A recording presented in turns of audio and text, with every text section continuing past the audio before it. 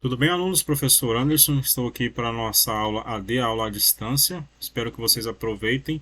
O nosso conteúdo de hoje é um conteúdo básico, tá? É simplesmente fração com um processo de divisão. Só quero que vocês prestem atenção nesses processos básicos da fração no que a gente vai ver hoje, tá? Lembrando, a aula bem tranquilinha para a gente ter aí uma base para nós trabalharmos aí, principalmente divisão e entender o que é o processo de divisão.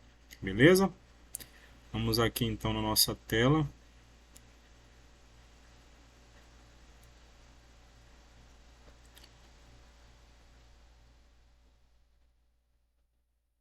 Beleza. Então, pessoal, vamos aqui então dar uma olhada. Vamos aqui com uma telinha para a gente trabalhar. É...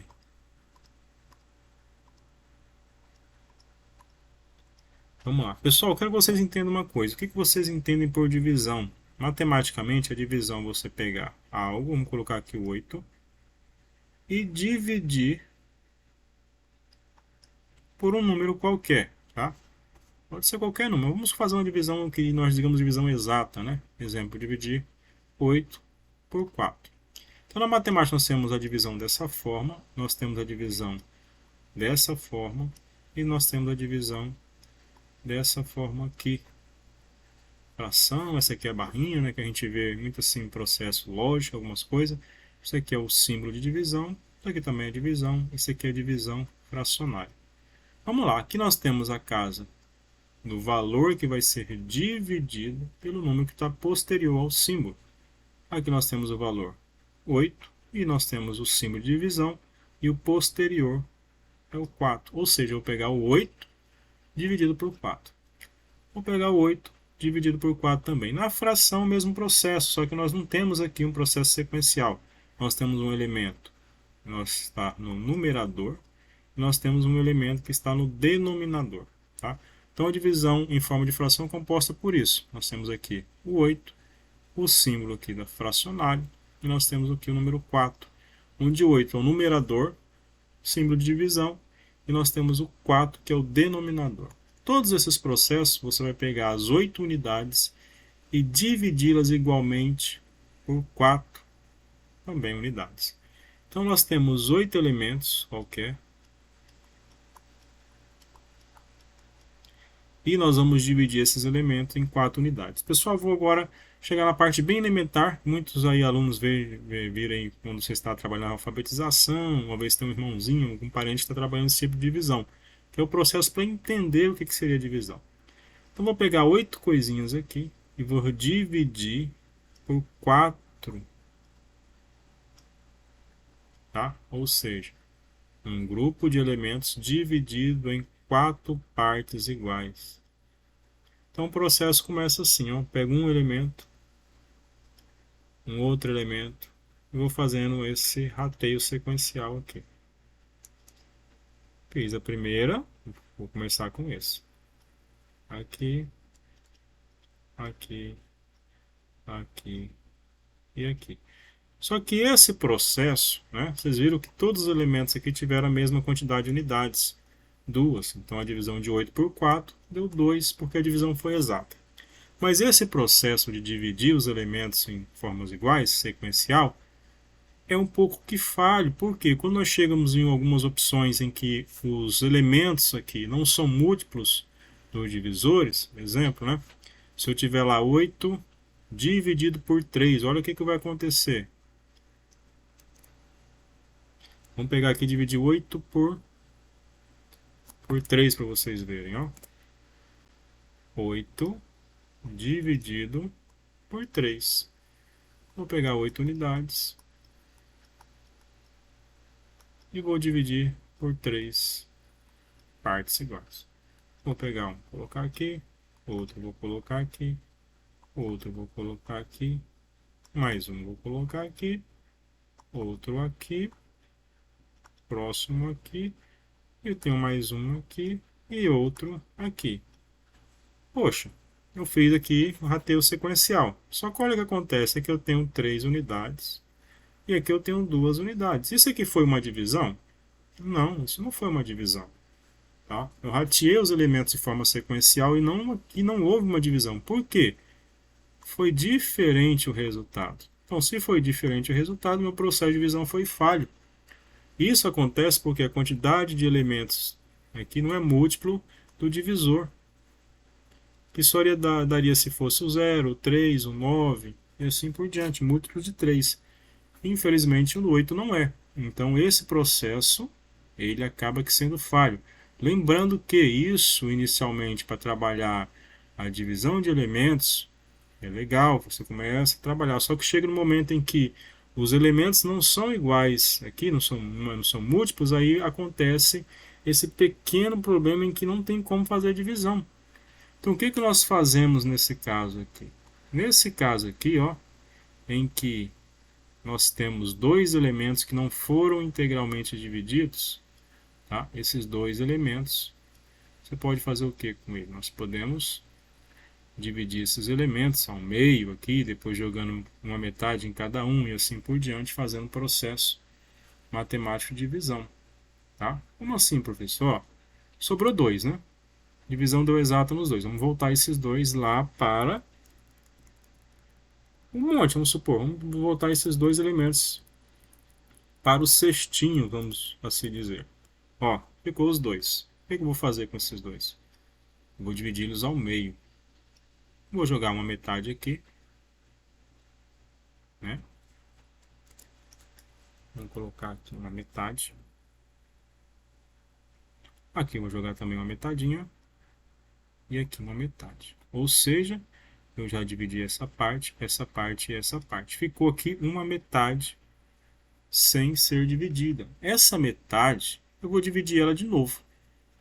Vou dividir a metade. Vamos pegar essa metade aqui, ó. Vamos dar um zoom nela. Vou dividir a metade na metade. E cada metade da metade eu vou dividir na metade. Ou seja, um inteiro eu dividi na metade e essa metade eu dividi em 4 partes, tá? Poxa, se vocês entenderem que tem uma unidade, 2 unidades e meia, ou seja que eu tenho 2,5 em cada cestinho desse. A metade que ficou aqui, ela corresponde a 0,5. Eu peguei 0,5 e dividi no meio do 0,25, essa primeira divisão. E se eu pegar o 0,25 e dividir no meio de novo, vai dar 0,125. Esse 0,125 corresponde a cada partezinha dessa, que eu vou jogar aqui. Elas são tão pequenininhas que aí vão ficar bem pequenininhas aqui dentro. Pronto. Então eu tenho 2,5 mais 0,125. Ou seja, eu tenho 2,625 em cada partezinha dessa daqui. Porque cada um eu joguei um pedacinho lá dentro. Se vocês observarem, eu usei 0,125 aqui, 0,125 aqui e aqui.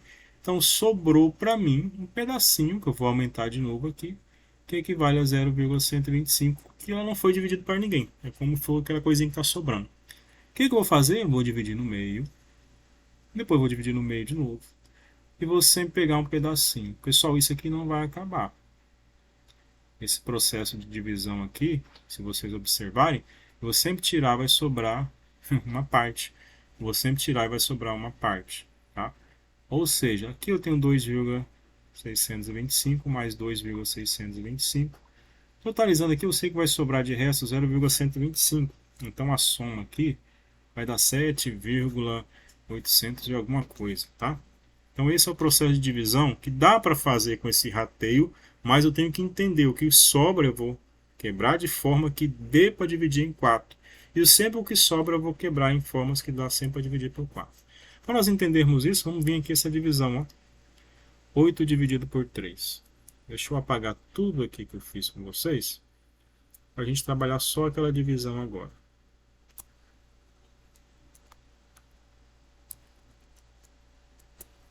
8 dividido por 3. Tem 8 dividido por 3. Vamos fazer o processo matemático bem simples, ó. Ele é uma vez, né? Uma vez não, duas, né? 2 vezes 3 dá 6. Deixa eu arrumar aqui. O processo é feito assim, ó. 8 dividido por 3, que também é 8 dividido por 3. E aí temos aquele outro processo também, que nós não precisamos trabalhar os três. Então, o que eu tenho que entender? Eu tenho que entender que a divisão ela pode ser um processo de multiplicação. Eu tenho que entender que número que vezes o 3 vai chegar mais próximo de 8 ou vai dar 8.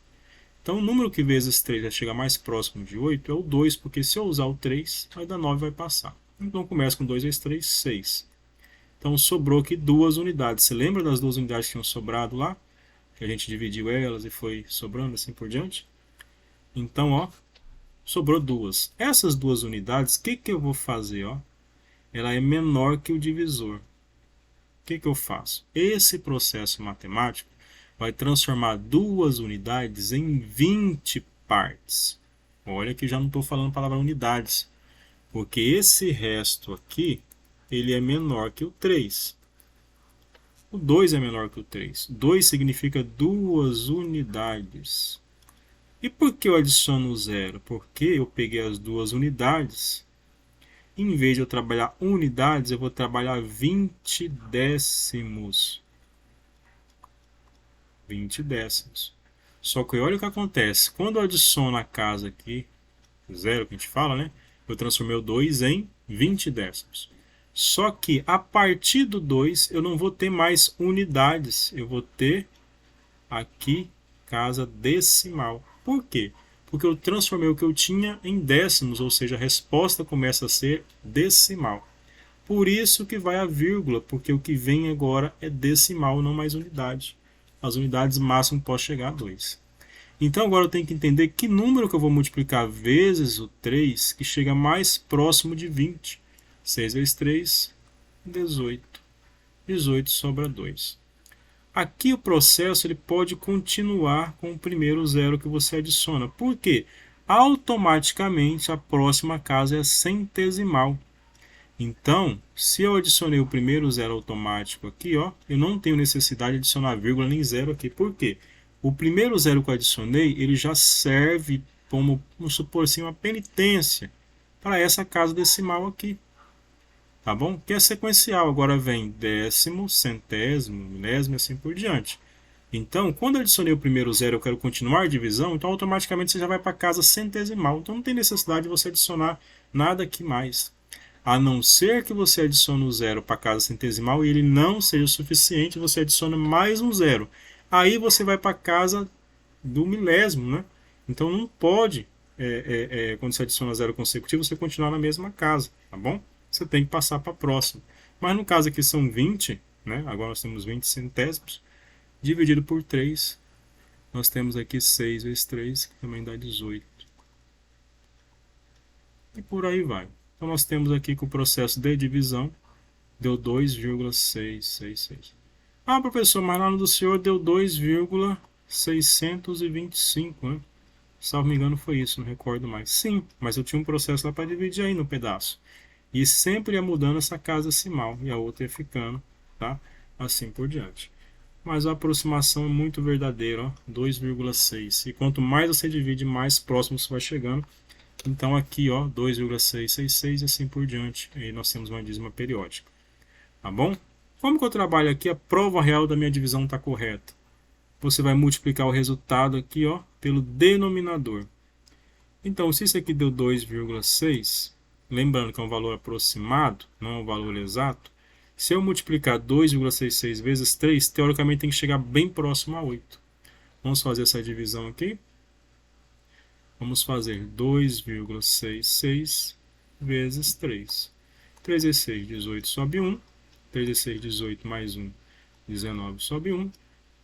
3 vezes 2, 6, mais 1, 7. 7,98. Ou seja, nós temos aqui 2 centésimos, né, de diferença para chegar no valor 8. Pessoal, então basicamente é assim que é feita uma divisão, né, de número inteiro por um número inteiro, tá? O processo ele é feito dessa forma, tá? Vamos fazer aqui um processo de divisão em que o elemento inicial aqui, o numerador, já seja menor que o denominador.